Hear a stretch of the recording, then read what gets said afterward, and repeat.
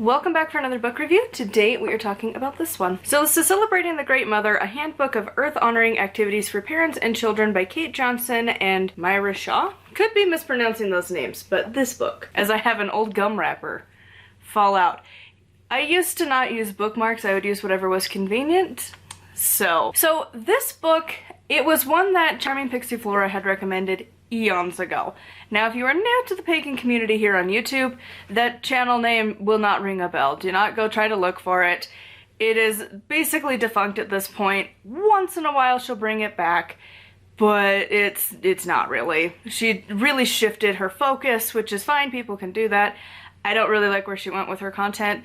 It moved from an everyday pagan to the kind of MLM style of coaching thing. That, where you overcharge so much money for life coaching, that's where she went with it. So it sucks. She used to be awesome, and now that's what she does. So, like, whatever. I mean, it makes her a lot of money, so to each their own. I would also love to make money, but I don't think I could ever feel good in my soul to charge somebody like $600 to $1,000+ for my services. Like, please give me like $15 for my book or subscribe, or give me like anywhere from like, I think it's like 2 is my lowest tier, to like $15 for Patreon.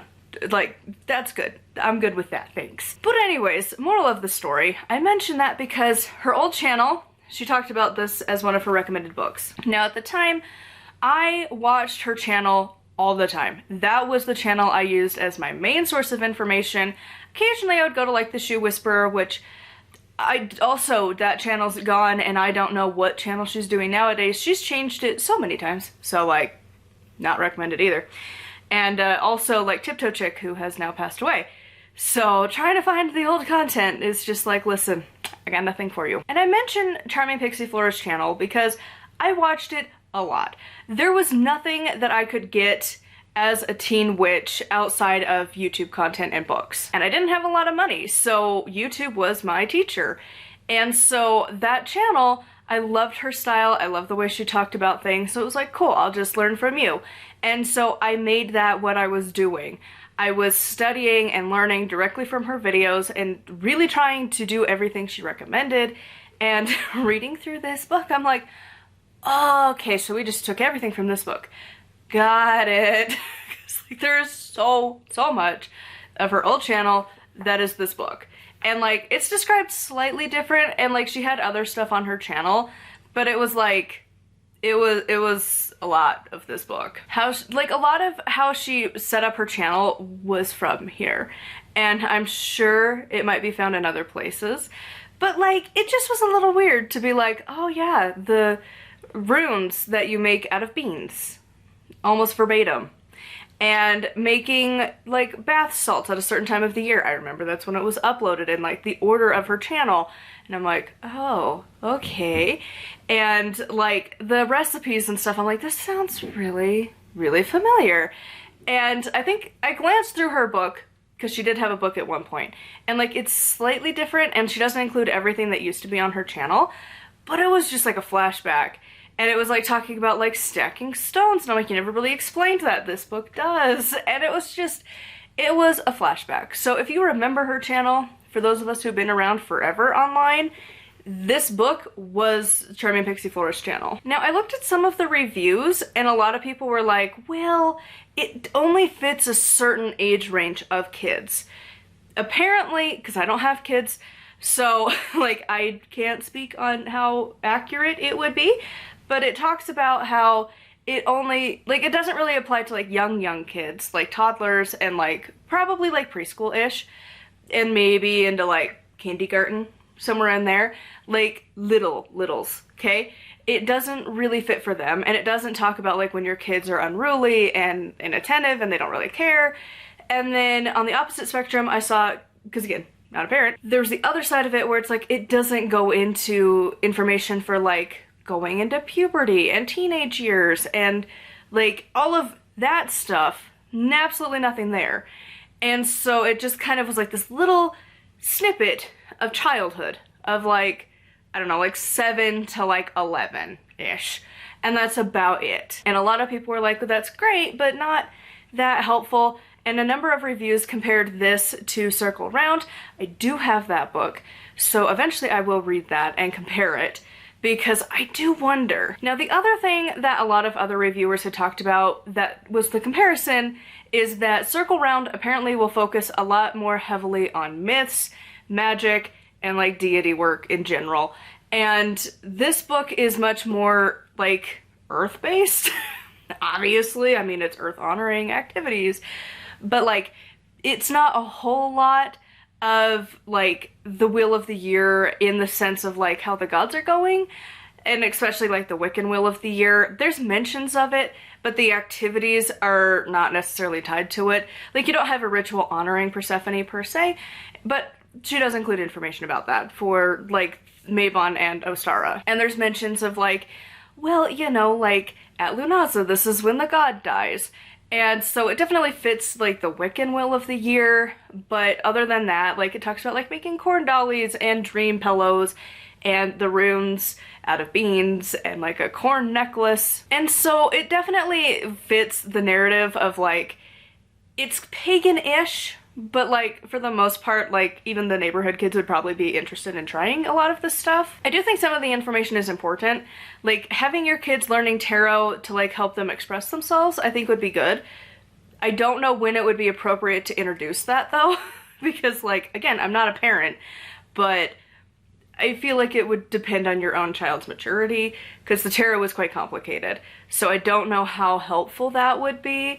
But again, I don't have kids, so I can't really speak on that one. Just some of the stuff, like it was interesting, and honestly, like this is not a new book, obviously. I mean, it was recommended in like 2009, I think is when she posted that video, maybe 2010. So like, it's a while ago now. Like, children born when this was like written would be aging out of this book at this point, and moving into books that need to talk about like puberty, sex, drugs, like peer pressure, that kind of stuff that happens when you move from child into teenager. Like, again, book doesn't really have that much on it. That said, I don't think this is a bad book. I think it needs to be part of a collection of like witchy books for parents. And eventually, if we end up having kids, like I would probably refer back to this. Now, it doesn't fit how we do the Wheel of the Year, and honestly, like the odds of finding like Norse stuff that's like not trying to be Reconstructionist and is child-friendly is really difficult. Honestly, we're just forging our own path at this point, and that's fine. A lot of pagans are gonna do that. And so, like, for us, like, the Wheel of the Year looks very different than the traditional book, because Imbolc is right now, it's still snowing. It is not even a hint of spring. We did see grass once, but that's about it. And then it's been snow, and it doesn't feel like spring is in the air. Even yesterday, midday was like 27 degrees. It's not spring. It's still the heart of winter. And so all of the imagery that's usually associated with Imbolc, we move to Ostara. Like, we have a shorter time frame of like the planting season than say like England, where their winters aren't as harsh and it's not as long, which is where most of the Wheel of the Year originates from. So it makes sense that for them it's like, oh my god, look, there's flowers. But here, it's snow. Still, all the time. I do recommend this one. I feel like eventually I will get more books on like pagan parenting, because I do think that it's something that I would like to know more about well before we ever venture into possibly having kids, because I would raise them as little witches. But this is definitely for like that specific time frame. And of course there's a couple snide remarks here and there in the book that I didn't really love. For example, in like the Samhain section, there was like the frivolous costumes of Halloween, and I'm like, I am not taking that away from my kids. If you want to dress up as a Superman, or you want to dress up as like a vampire or a werewolf, or you want to be a zombie, like, I'm not gonna take that away from you and be like, no, you have to have a costume that matters. It has to be your spirit animal or a goddess. No! Let them have the cartoon character. Have two costumes. One that they go out trick-or-treating with their friends, and one that's for ritual at home. And then there was also little bits of like the snide remarks of like, you have to use like green products and you need to replace your bleach-based cleaning products with like baking powder. And it's like, yeah, but no. Just little stuff like that was a little obnoxious here and there.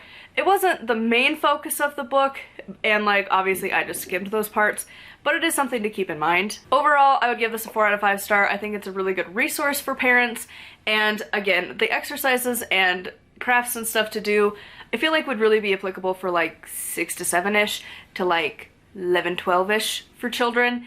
And it kind of varies on your kid's maturity and like how interested they would be. Because again, like pagan kids might exist and they might not want to do it at all, and that's more of their parents' weird thing that they do, and they're doing their own thing, which is totally fine. And again, I'm not a parent, so I can only speak from limited knowledge because I wasn't raised pagan either. So like, you just kind of have to assume until you do it yourself. For the non-parents though, this book does have a lot of good information if you're a beginner of how to start celebrating in very easy ways. Like a lot of these exercises would be fun just to do with me and my husband and my mom, and like just as like fun little things to do.